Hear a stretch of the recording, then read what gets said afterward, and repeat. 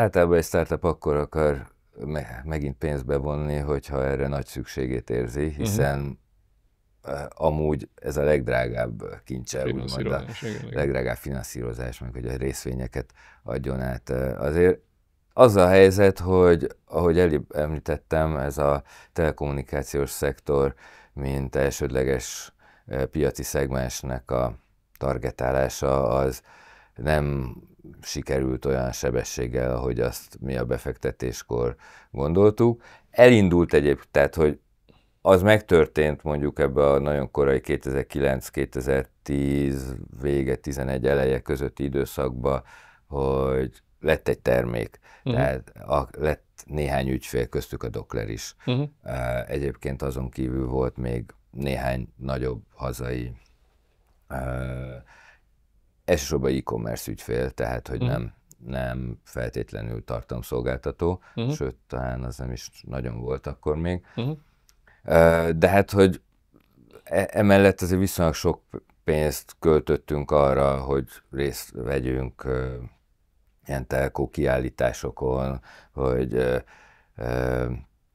meggyőzzünk olyan potenciális ügyfeleket, amik azt jelentette, hogy ilyen RFP-ken, RFI-ken, azaz tendereken kellett részt vegyünk, ami sok energiát igényelt, és talán olyan szakértelmet, ami nekünk nem volt, és ezekkel nem voltunk sikeresek. Tehát pénzszűke volt. Nagyon furcsa két élő választottál, mert ugye egy befektető, meg egy sikersztori, amit végül voltatok, azt a befektető azt szereti visszahallani, meg egy sikersztori azt feltételezi, hogy azért vontatok be pénzt, mert csomó növekedési lehetőség volt, és arra kell bevonni pénzt. De valahogy mindig hozzátetett, hogy és nem voltunk sikeresek. Azt abban nem szereti a befektető, hogyha azért von be valaki pénzt, mert nem sikeres, és a veszteségeit valahogy fedezni kell. Nem a veszteségeket kellett fedezni, hanem rájöttünk, vagy igazából tovább kellett finanszírozni a céget. Tehát, hogy szerintem a fő oka ennek az volt, hogy azt hittük, hogy az első kapott pénz az elegendő lesz arra, hogy elérjünk egy növekedési tervet, és ez nem valósult úgy meg.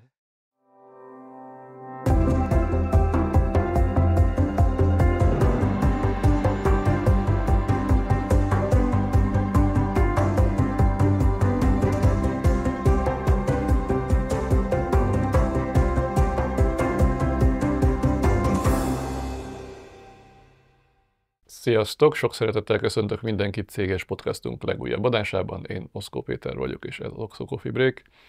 Ezen az őszön visszatekintő beszélgetéseket folytatunk, hiszen 10 éves az Oxo csoport, és szeretnénk fontos történeteket, sztorikat és kapcsolatokat felemlegetni a múltunkból.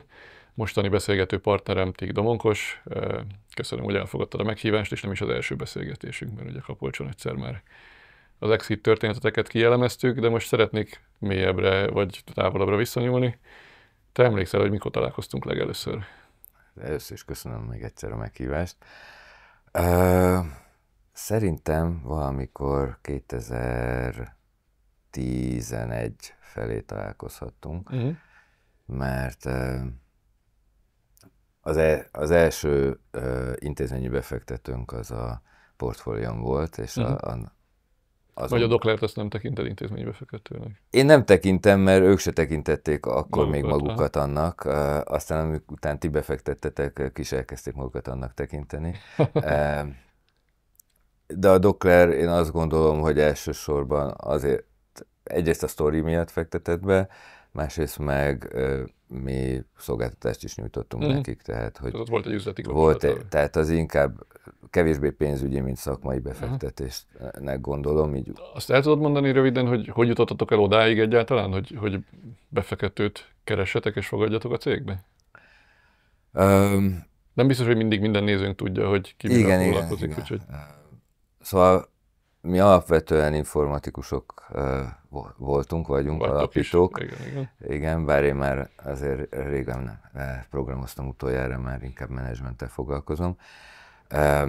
De amikor ezt a céget elkezdtük, vagy még nem is volt cég igazából, tehát úgy kezdődött az egész, hogy az akkor még Magyarországon ismeretlen Netflix 2006-ban kiírt egy tudományos versenyt, aminek egy impozáns $1 millió fődíja volt.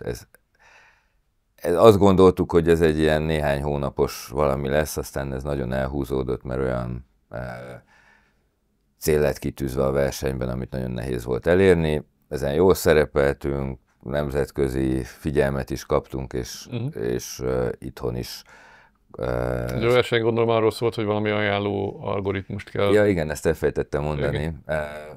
Szóval a Netflix akkori biznisze is attól függött, hogy milyen sokáig tudják előfizetőként tartani a felhasználóikat, és ebben nagy segítség volt egy ajánlórendszer, tehát hogyha olyan tartalmakat kapnak ajánlásként a felhasználók, amíg érdekli őket, akkor ott maradnak. És akkor ezért írtak egy olyan versenyt, hogy ami egy ilyen tudományos setupban azért, tehát, hogy nem közvetlenül mi nyúltunk bele az ő élesben működő ajánlórendszerükbe, de egy ilyen tudományos és a megfogalmazott keretek között kellett az ő ajánlórendszerük pontosságát javítani. És akkor ezen mi jól szerepeltünk. Egyébként 2006-ban, csak hogy ezt kontextusba helyezzük. 2006. októberében igen, ti már azzal foglalkoztatok, ami utána évtizedekkel később állandó téma lett, hogy az online felületeken addiktív módon az jelenik meg nekem, amit én automatikusan szeretek és fogyasztani fogok. Valójában ez már 2006-ban zajlott, és ti ebbe vettetek részt algoritmus optimalizálás vagy előállítás oldalon. Így van. Oké. Tehát ilyen, végülis az már 18 éve volt visszagondolni, és szörnyű.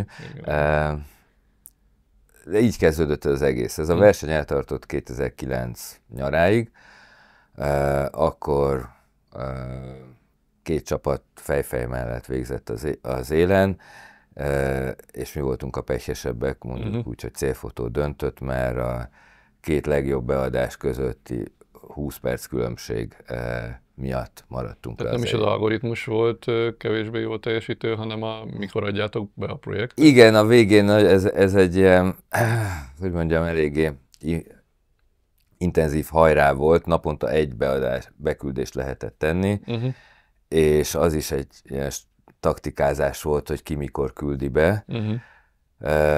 Részben azért, hogy még mondjuk a hátralévő napokon hogyan tudja időzíteni a beküldéseit, illetve pont amiatt, hogyha ugyanolyan eredménye előbb küldi meg, akkor ez az idő elsőbbség döntött. A végén... Tehát 20 perccel maradtatok le $1 millió? Igen, de ez nem csak mi négyünkre jutott volna, mert a végén a versenyben top 10-15-ben lévő csapatok elkezdtek együttműködni, hogy maximalizálják a nyerési esélyeiket, és így két konglomerátum jött létre. Mi vezettük az egyiket, tehát nekünk ebből milyen $300,000 jutott volna, ha nyerünk. Az se lett volna rossz pénz. Igen, ezt gondolom, ez még az egyetemről kijöve volt ez a... Hát a többiek még egyetemen voltak, én már tudományos munkatársként dolgoztam az egyetemen. Egy tudományos munkatársnak se rossz. Nem lett volna rossz, tehát biztos lehetett volna belőle venni fejenként egy lakást mondjuk abban az időben. Igen. De erről lecsúsztatok, viszont ez nem azt jelentette, hogy eldobtátok a projektet, hanem... Nem, mert az volt, tehát egyrészt már közben is számos megkeresést kaptunk, nyilván a média figyelem miatt, tehát hogyha ezt valami, tudom én, és nem akarok neveket mondani, de egy Isten háta mögötti cég indította volna ezt a versenyt, akkor nem lett volna ezen ekkora figyelem, így a New York Times is cikkezett róla, meg az amerikai sajtóban is nagy figyelmet kapott, és több megkeresésünk volt, hogy nem segítenénk-e nekik, mit tudom én, részesedésért nem szállunk-e be egy startupba, stb. Ezekre általában nemet mondtunk, de az első olyan, akit konkrétan valami munkáért pénzt is kínált, az egy amerikai cég volt, és akkor emiatt megalapítottuk az akkor még Gravity Research and Development Kft-re hallgató jogi entitást, 4-en,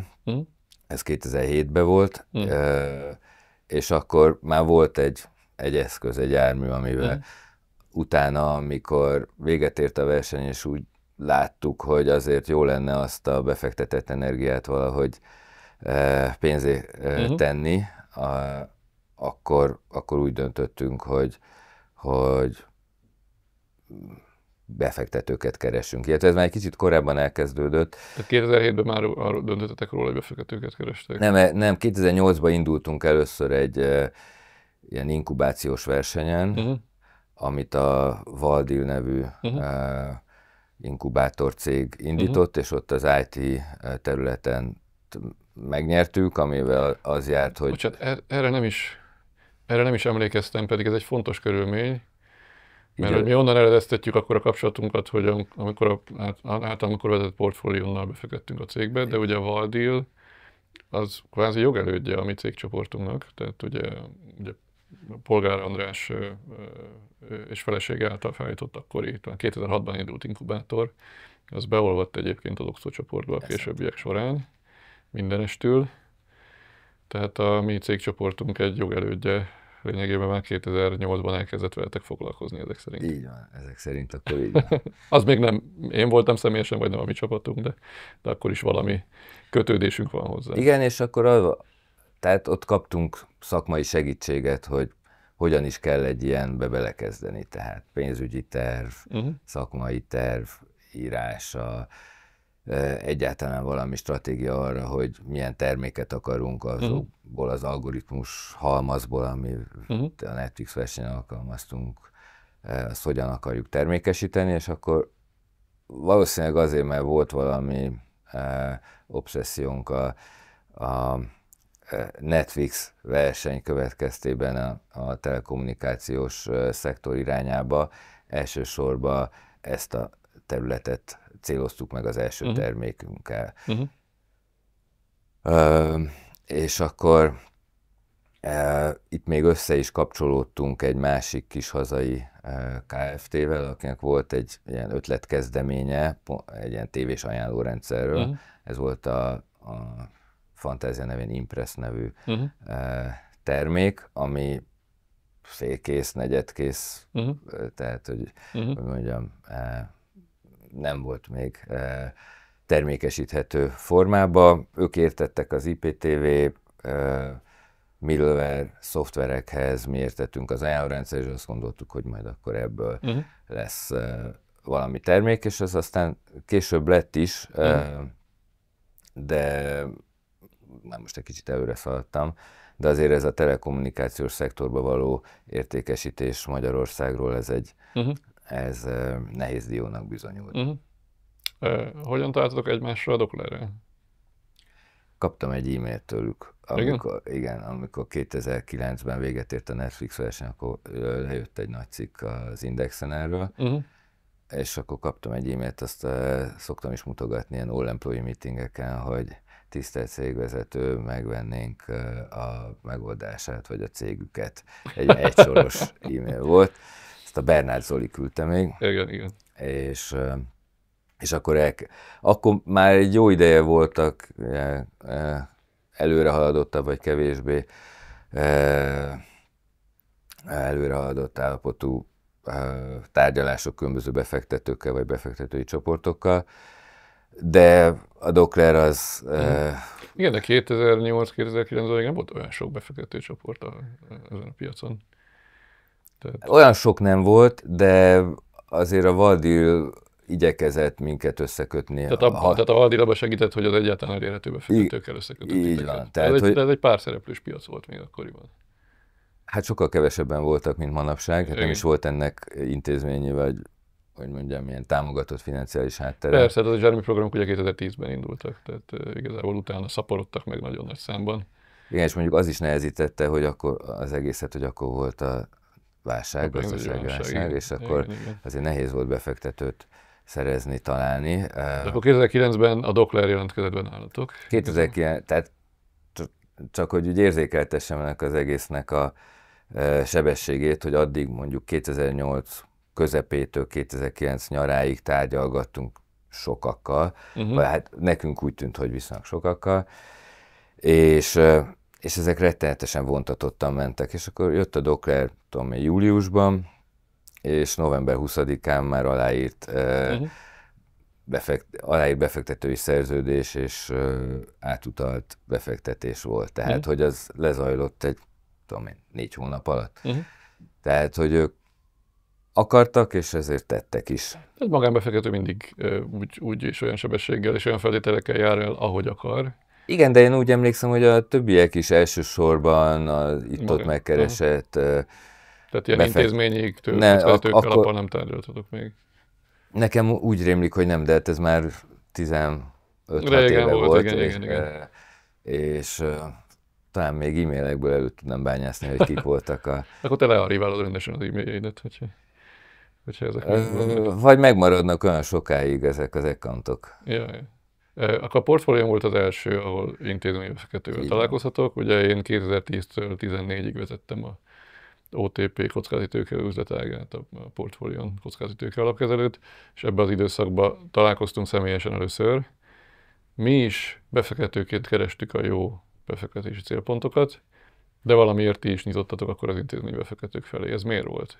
Miért tűnt akkor jó ötletnek bevonni egy intézménybefektetőt? Hát általában egy startup akkor akar megint pénzt bevonni, hogyha erre nagy szükségét érzi, hiszen amúgy ez a legdrágább kincse, úgymond a legdrágább finanszírozás, meg hogy a részvényeket adjon át. Azért az a helyzet, hogy ahogy említettem, ez a telekommunikációs szektor, mint elsődleges piaci szegmensnek a targetálása, az nem sikerült olyan sebességgel, ahogy azt mi a befektetéskor gondoltuk. Elindult egyébként, tehát hogy az megtörtént mondjuk ebbe a nagyon korai 2009-2010 vége, 11 eleje közötti időszakban, hogy lett egy termék, tehát lett néhány ügyfél, köztük a Dokler is. Egyébként azon kívül volt még néhány nagyobb hazai, elsősorban e-commerce ügyfél, tehát hogy nem feltétlenül tartalomszolgáltató, sőt, talán az nem is nagyon volt akkor még. De hát, hogy emellett azért viszonylag sok pénzt költöttünk arra, hogy részt vegyünk ilyen telkó kiállításokon, hogy meggyőzzünk olyan potenciális ügyfeleket, amik azt jelentette, hogy ilyen RFP-ken, RFI-ken, azaz tendereken kellett részt vegyünk, ami sok energiát igényelt, és talán olyan szakértelmet, ami nekünk nem volt, és ezekkel nem voltunk sikeresek. Tehát pénzszűke volt. Nagyon furcsa két élő választottál, mert ugye egy befektető, meg egy sikersztori, amit végül voltatok, azt a befektető azt szereti visszahallani, meg egy sikersztori azt feltételezi, hogy azért vontatok be pénzt, mert csomó növekedési lehetőség volt, és arra kell bevonni pénzt. De valahogy mindig hozzátetted, hogy és nem voltunk sikeresek. Azt abban nem szereti a befektető, hogyha azért von be valaki pénzt, mert nem sikeres, és a veszteségeit valahogy fedezni kell. Nem a veszteségeket kellett fedezni, hanem rájöttünk, vagy igazából tovább kellett finanszírozni a céget. Tehát, hogy szerintem a fő oka ennek az volt, hogy azt hittük, hogy az első befektetésre kapott pénz az elegendő lesz arra, hogy elérjünk egy növekedési tervet, és ez nem valósult úgy meg. Tehát elköltöttük a pénzt, kellett még pénz. Ha a növekedési tervet. Meg életben, szerintem ez egyébként ez nem csak a növekedési terv. Jó, nyilván, hogyha van néhány ügyfél, akkor az ember le tudja úgy vágni a szervezetet, hogy az úgy elüzemeljen, de ennek azért egy startup világban sok értelme nincsen. Úgyhogy mi növekedni akartunk, meg akartunk hódítani. Ekkor már nem csak a telco, hanem az e-commerce szektort is, bár egyébként még akkor is 11-ben, amikor tárgyaltunk, akkor is a telkon volt a hangsúly. Egyébként voltak, így utólag azt gondolom, hogy olyan lehetőségeink, amiről csak éppen lemaradtunk. Tehát, hogy máskor is volt 20 perccel késve? Nem 20 perc, hanem azt hiszem Belgiumban volt egy olyan telkó, ahol a 2-be beválasztottak már minket, de nem mi nyertünk végül. És ez 2010-ben volt, tehát hogy nem emlékszem ilyenekre egyébként, tehát kifejezetten szakmai alapon mindig kifejezetten jó eredményeket hozott a cég, és ehhez képest hozott azért növekedést, de hogy sose tudta megugrani azt a hirtelen... Hát igen, ezt a hokiütőszerű növekedést, azt nem sikerült elérnünk. Voltak egyébként ilyen hullámzó fölfelé menetelek is, időnként azért voltak kisebb lefele menetelek is, Én azt gondolom egyébként, és mondjuk ez ennek a 11 néhány évnek a tapasztalata, hogy az a termék, illetve az a piaci szegmens, amit mi megcéloztunk, az nem volt igazán, és ezt látom egyébként a nemzetközi versenytársainkon is, hogy egy szolgáltatásra plusz termékként ráépülni, tehát legyen ez akár tartalomszolgáltatás, akár webshop, úgyhogy ez nem egy önálló magában élő termék, hanem kell valamilyen gazdatest. Ez szerintem kevésbé jó arra, hogy ezt a hokiütőszerű növekedést...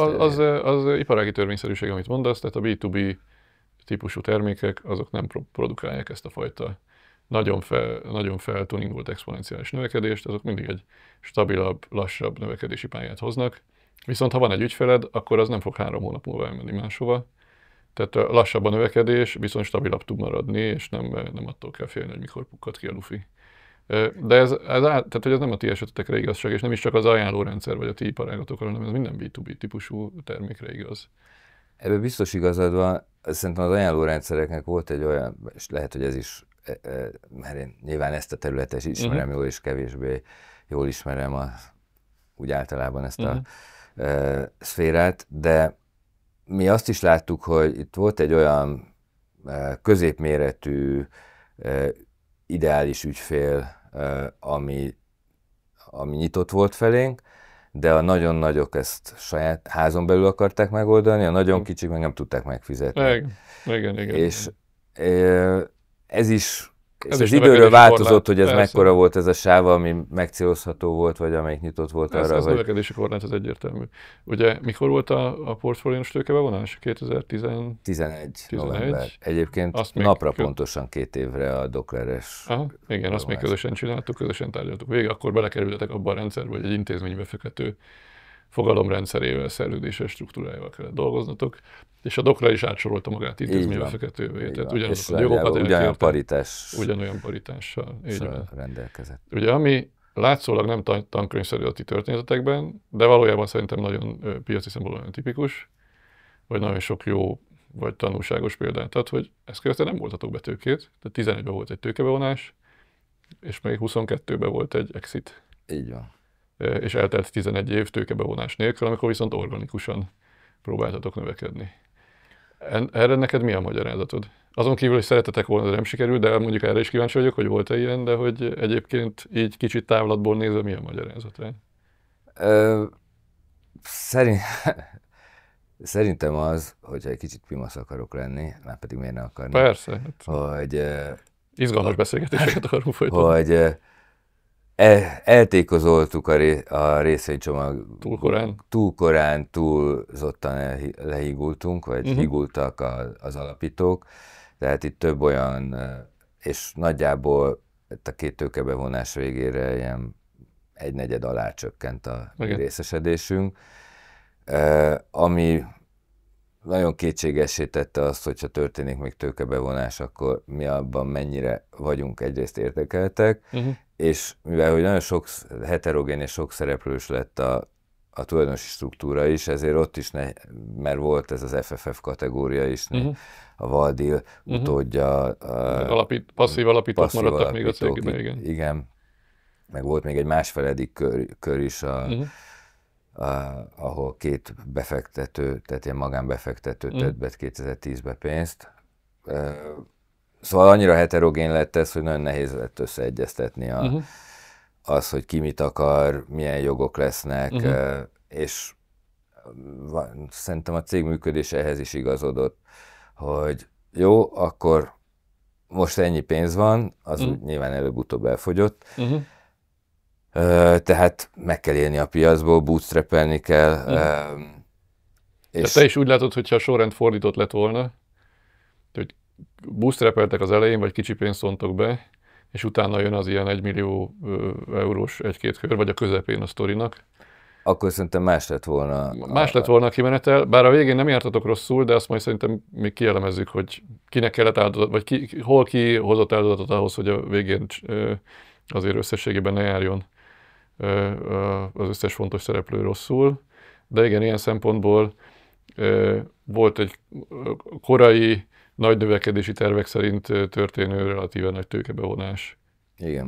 Nagy hígulással. Ez egyébként tanulság mindazoknak, akik még mielőtt kiderülne, hogy mekkora a piac, mekkora a növekedési lehetőség, mekkora a hockey-sticket lehet rajzolni, már rögtön a legmagasabb célokhoz igazítják a tőkebevonásokat, mert nyilván ez azt jelenti, hogy utána ez nyomás a cégen. Tehát azt követően, hogyha nem az a növekedési terv teljesül, akkor utána egyre inkább elnehezülnek a tőkebevonások is, meg a befektetőkkel való tárgyalások is. Igen, én azért látom annak előnyét is, hogy volt befektető a cégbe viszonylag korai időszaktól, mert ez abban a szempontból is nyomás helyezett ránk, hogy egyrészt, hogy csináljuk, másnak, hogy a lehető legprofibban csináljuk. Tehát nyilván elkövettünk számos hibát, de azért... Igen, ezt a kérdést más alapítóknak is feltettem, de akkor te is azt mondod, hogy az, hogy beszállt egy befektető a cégbe, az igazából ilyen teher alatt nő a pálma típusú hatást hozott, mert már felelősséget éreztél, hogy mások pénzét is elköltötted, és itt hozni kéne valamit annak érdekében, hogy mindenki... Igen, szerintem ez olyan, mint hogyha párhuzamot vonhatok, hogy amikor az ember az egyetemen vizsgázik, akkor van egy kitűzött időpont, amikor oda kell menni, és akkor meg kell tanulni. Sokkal nehezebb egy doktori értekezést megcsinálni, mert akkor nincsen egy olyan kitűzött határidő, hogy eddigre kell megcsinálni. Szerintem ez a különbség itt is megvan, hogy van egy külső nyomás, ami ott van, és határidők vannak, tehát akkorra meg kell csinálni bizonyos feladatokat, vagy el kell érni valamilyen üzleti célokat, vagy legalább meg kell próbálni, ez sokkal... Világos. Ez alatt a 11 év alatt, akkor még általán vezetett portfólió beszállása után mik voltak a legnagyobb megpróbáltatások? Azon kívül, hogy nem lehetett további befektetői köröket csinálni, egyszerűen úgy alakult a piac is, meg a tulajdonos struktúra. Ezen kívül mit éreztél ilyen nagyobb megpróbáltatásokban? Hát ugye 2014-ben volt egy sikertelen részegzitünk. Annak az elejénél voltam még ott talán. Igen. Teljesen végéig nem követtem, csak az előkészítésnek, már akkor is viszontagságos folyamataiba vettem részt. Igen, az egy nagyon fura dolog volt. Tehát azt kell mondjam, hogy akkor már úgy tekintettük, hogy ez a telco termék, ez balaszt a cégen, tehát több pénzt visz, mint amennyit hoz, és sokba kerül a fenntartása, meg a marketingelés, stb. És amikor jött egy megkeresés egy angol cégtől, hogy ők ezt a konkrét üzletágat megvennék, akkor mi erre nyitottak voltunk az előbbi okok miatt. De talán túlzottan meg akartunk ettől szabadulni, és ezért szerintem előnytelen szerződést kötöttünk, és végül ez az angol cég ez fizetésképtelenné vált, és nem jött be gyakorlatilag semmi abból a várt bevételből. Sőt, emellett még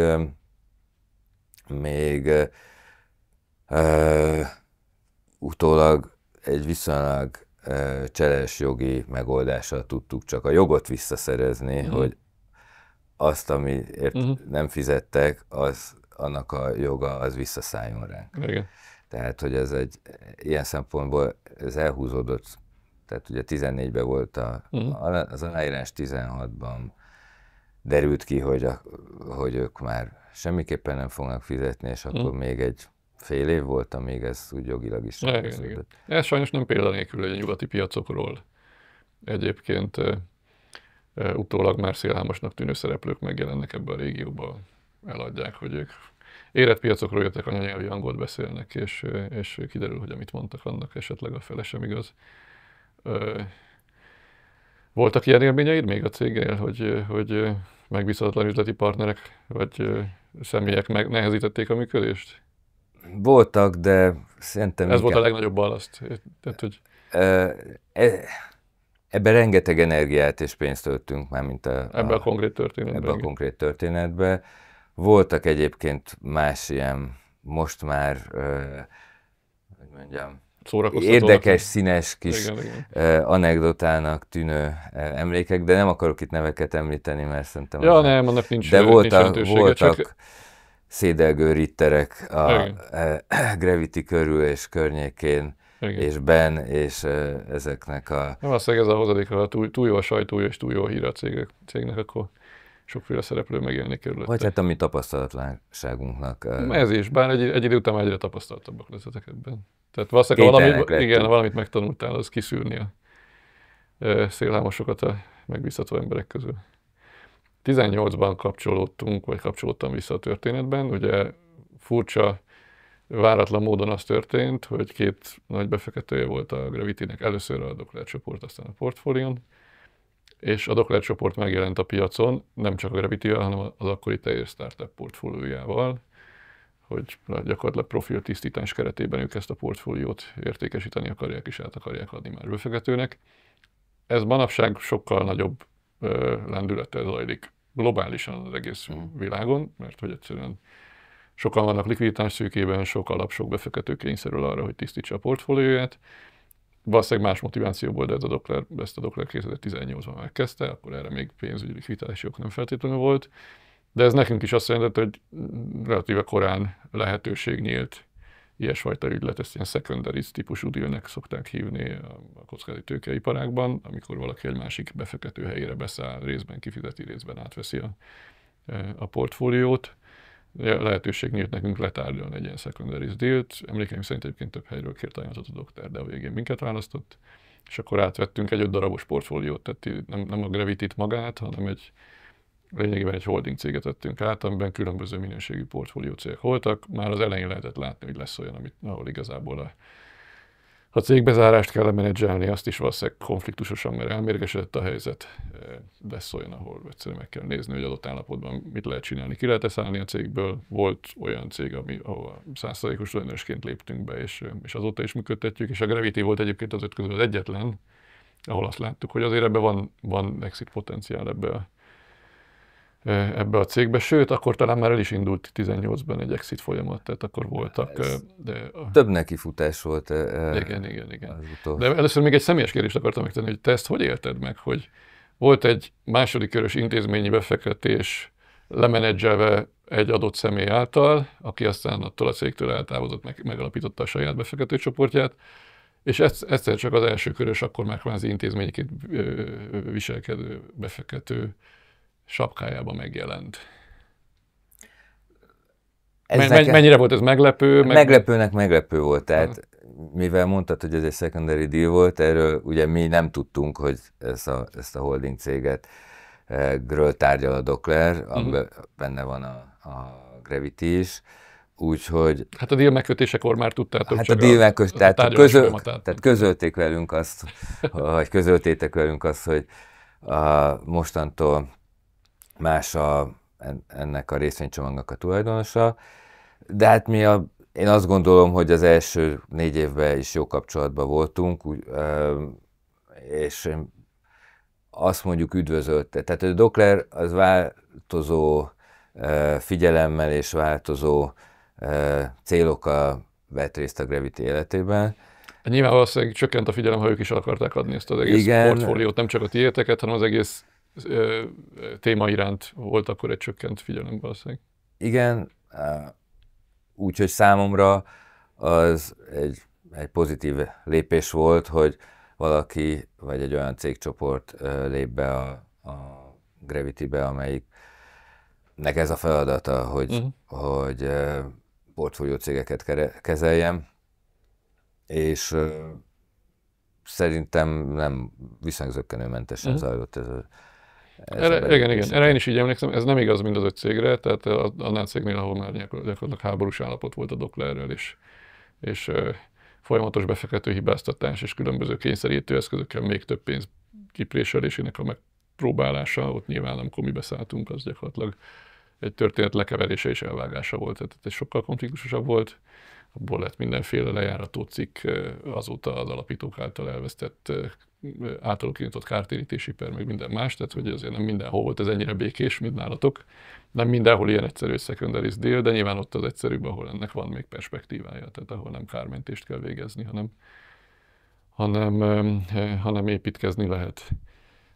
És mi lényegében akkor szálltunk be, amikor azért már, annak a vizsgálata kezdődött meg, hogy lehet exitet csinálni a cégből. Tehát igazából akkor már nem az volt a terv, hogy még nagyobb tőkebevonás, még tegyünk egy tétet a dologra, hanem hogy lehet exitet csinálni erre. Hogy emlékszel vissza erre az időszakra? Hát ugye 18 végén... 18 októberében írtuk el a szerződést. Akkor egyébként egy viszonylag felívelő fázisa volt a cégnek. Talán abban az évben értük el valaha volt legjobb bevételünket, ilyen $4 millió körül. A következő, és elérkezettnek láttuk az időt arra, talán akkor volt pont egy kaliforniai értékesítési sales agentünk, tehát egy sell-side ügynököt béreltünk fel, hiszen már a portfóliónak is ez egy régi befektetése volt, tehát ki akartak ebből szállni minél előbb. És akkor elindult egy ilyen folyamat, vagy már zajlott is talán 18-ban, nem emlékszem pontosan az időzítésre, és ott ez elég sokáig eljutott, 19 folyamán, de sajnos pont 19 nyarán volt néhány olyan kedvezőtlen üzleti változás. Említettem, hogy azért előfordul az, hogy az elég nagyra nőtt cégek úgy döntenek, hogy internalizálják az ajánlórendszer fejlesztésüket, mert ez egy kitettség számukra, hogy egy Budapest alsóról egy startup... Egyrészt meg akkor kiszámolják, hogy valójában ennek mekkora üzleti előnye van. Meg nyilván egy csomószor... Nem feltétlenül az üzleti előnyt látom, hanem az, hogy az IP-t maguk tulajdonolják. Ja. Szerintem ezeknél a cégeknél ez volt a legfontosabb, mert én azt láttam, hogy aki fejlesztett, most mondok egy példát, a Dailymotion, aki akkor ment el, másoknak mondom, hogy a Dailymotion ez egy YouTube jellegű szájt francia tulajdonosi körrel, azok egy 40 fős csapatot verbuváltak arra, hogy lefejlesztenek egy olyan rendszert, ami a nagyobb volt szerintem, mint az akkori Gravity teljes állománya. Nyilván rengeteg pénzt elköltöttek rá, sokkal olcsóbb lett volna, hogyha ennek a töredékét nálunk hagyják, és átadunk zajlik tovább a kiszolgálás, de a tulajdonosi körnek fontos volt az, hogy mivel hogy jelentős része volt az ügyfélélményben annak, hogy az ajánlórendszer jó legyen, hogy ez házban. De nekem rémlik olyan ügyfél is, ahol már akkorára nőtt a Gravity számlája, hogy már abból is ki lehetett számolni. Hogy... Igen, ez a Hotstar volt, igen. Ahol szerintem valaha volt legnagyobb havi számláinkat állítottuk ki 18-19-ben.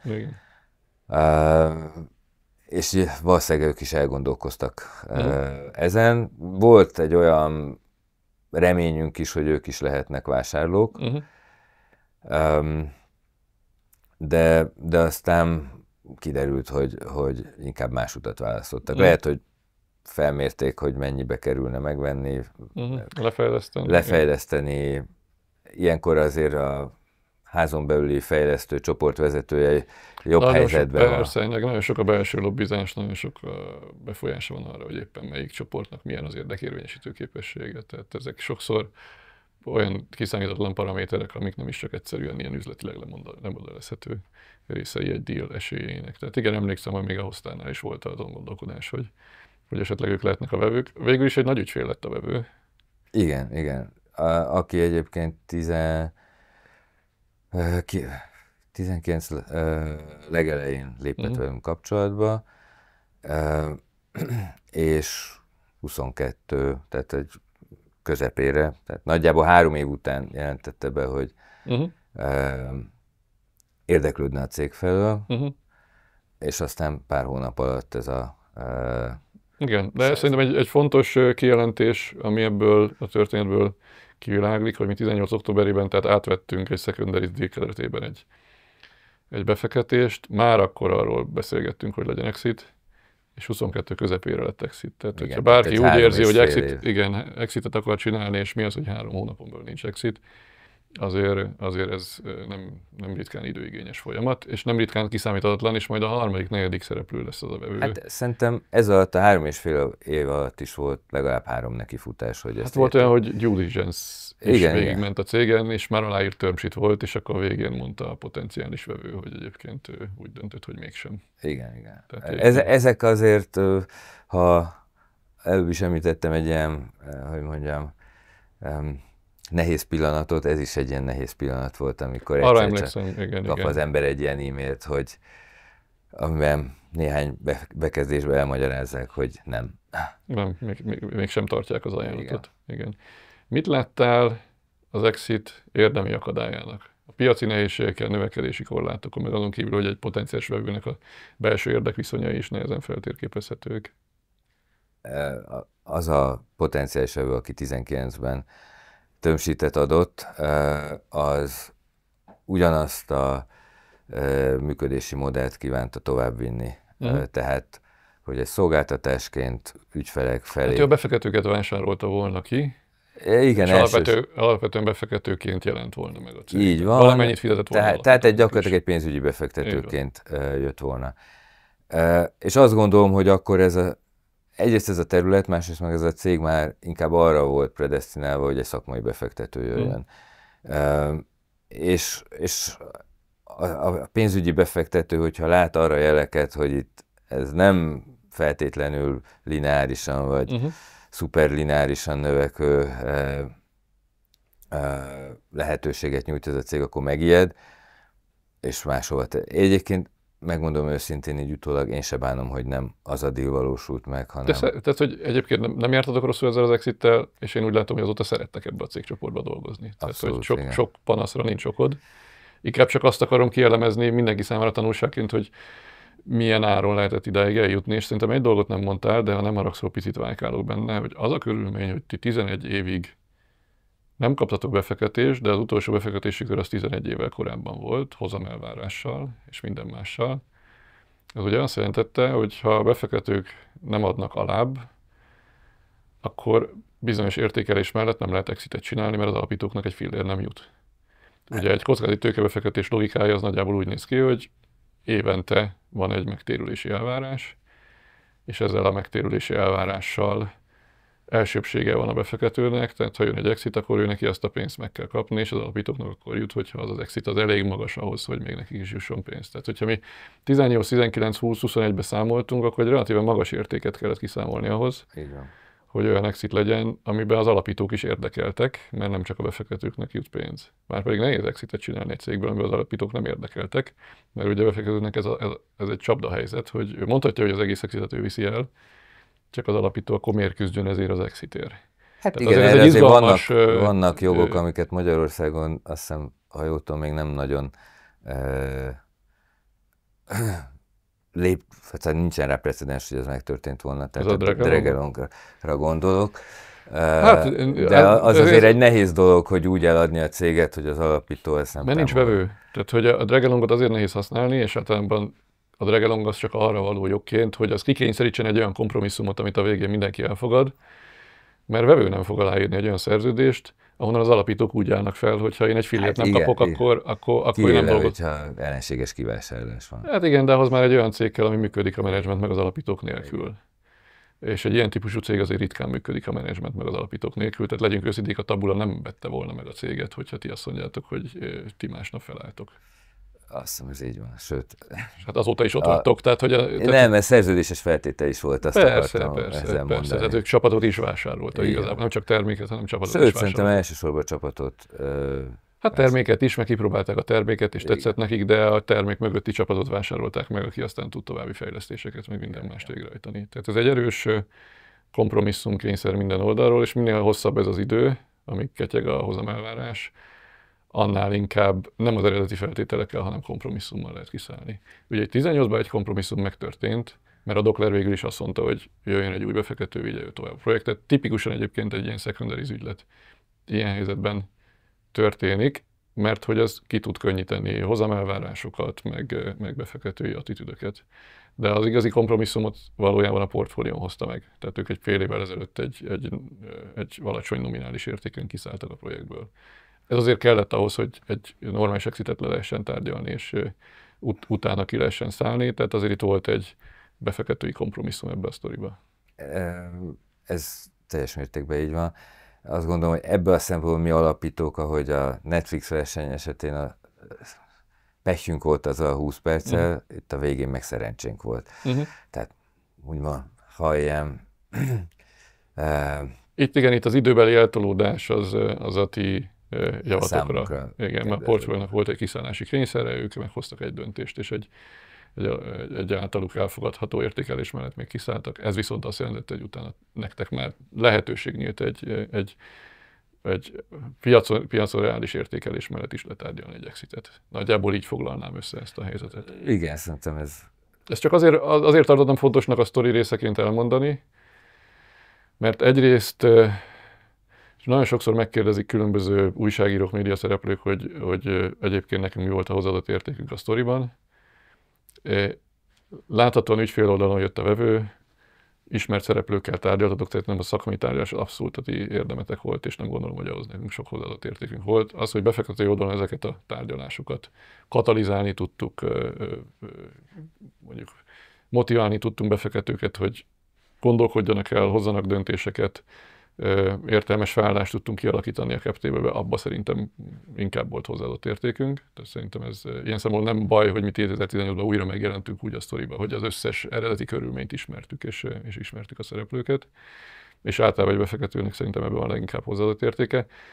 Másrészt meg ez nem egyedi sztori, tehát nem élen azt mondtam, hogy nem tankönyvszerű a ti példátok ebbe a tőkebevonásba, de viszont nagyon piacszerű, mert hogy nagyon sok ilyen történet van, ahol egyébként feszültséget okoz egy életképes cég működésében, hogy már nagyon hosszú ideje ketyeg a hozamelvárás, és ki kell alakítani olyan kompromisszumokat, és el kell dönteni, hogy ki hova tolja a mérőszámot, és ki mennyit hajlandó kompromisszumként elfogadni. Hogy egyébként egy életképes projekt az ne legyen a víz alá nyomva azáltal, hogy mindenki a saját hozamrészesedését tekinti prioritásnak. És szerintem a Gravity esetében ez pontosan így volt, és nagyjából ezt a nyeregpontot találta meg a tabula is, meg a heterogén tulajdonosi kör is, hogy mi az, amit még jó szívvel, vagy kis kompromisszummal el tud fogadni, és sikerként tud elkönyvelni. Ezért valósulhatott meg a deal, mert nyilván itt, hogyha egy olyan tulajdonos van, aki azt mondja, hogy nem, akkor ez nem valósul. Akkor nincs deal. Így van. Így van. Jó, de hát... És volt, azt hiszem, szavazati joggal rendelkező 8 tulajdonos. Igen, tehát nem is csak a portfólión volt, akit egyébként aki egy komoly kompromisszumot hozott, és ezzel segített a dílt, hanem ezért nagyon sok kis tulajdonos volt, akinek el kellett fogadni, hogy akkor mik a részesedési arányok, és kinek mennyi jut. Tehát szerintem ez sok mindenki részéről egy konstruktív hozzáállást feltételezett, de hál' Istennek eljutottunk idáig, mert hát ez végül is így egy sikertörténet lett. Hogy érzitek magatokat exit után? És szerintem egy kicsit több mint egy éve is feltettem ezt a kérdést, de eltelt azóta egy év. Sőt, még többen, most már ősz van, akkor meg még nyár volt. Így van. Továbbra is jól érezzük magunkat. Azóta több feladatunk van, tehát konkrétan nekem korábban még elsősorban az volt a feladatom, hogy azt a csapatot egybe tartsam és növeljem, ami a budapesti irodában van. Most meg már szakmai feladataim is vannak, sőt, elsősorban azok vannak, tehát a Tabula e-commerce fejlesztésének egyik nagyobb részét én vezettem, illetve a budapesti irodába valósul meg, ami azért jó, mert az nem véletlenül egybecseng azzal, amit korábban csináltunk a Gravity-ben, csak egy kicsit más üzleti környezetben, tehát sokkal nagyobb hozzáféréssel a világpiachoz. Hosszú távon itt látjátok magatokat? Egyébként különösen te itt látod magadat? Mert szerintem még egy jó darabig biztos, aztán... Mert ez sok alapító számára kihívást jelent, hogy amikor saját cégét eladta, utána egy nagy cég részeként hogy tud tovább működni. De akkor ez a te alkalmazkodási képességedet ezt nem tette próbára?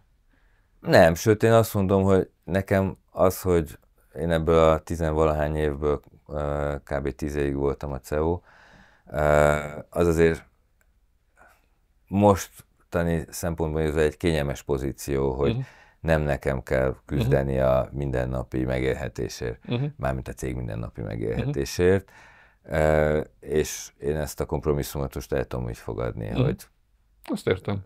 Ennek nyilván megvannak az előnyei. Hazai startup világgal tartasz még bármilyen kapcsolatot? Azon kívül, hogy olykor elhívunk mentorálni projekteket, mert nyilván azért évtizedes hasznos tapasztalataid vannak. Nem túlzottan vagyok aktív ezen a területen. Akkor viszont hívunk majd még ezentúl is.